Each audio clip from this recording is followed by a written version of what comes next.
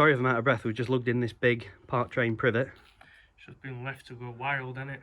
It has a bit, it has a bit. The reason why I wanted it though, right, is because all this underneath here, it's all connected, right? And there's little roots coming out of here, I'm pretty sure there is. So I'm hoping we're going to get a raft out of it. After collecting, it's been in this tub for about 3 years.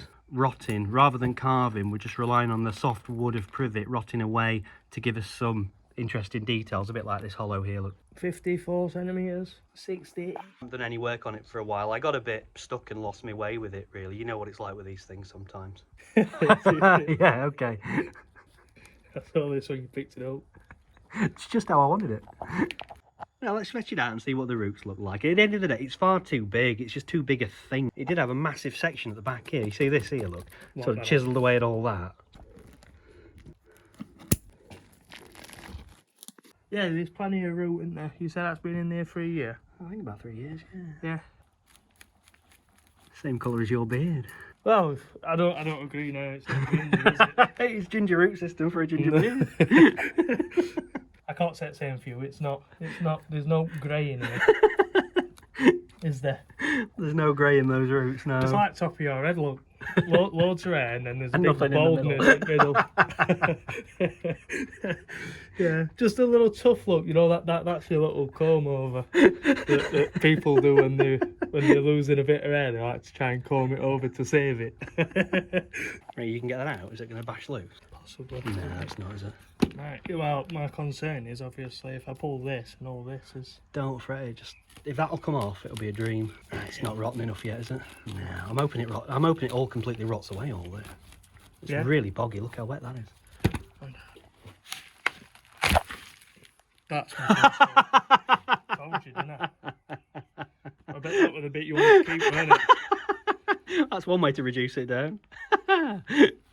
Don't worry about it. It's cool. Let's see what happens. Let's see what happens. I said that was my concern, didn't I? Was expecting one tree. Got two.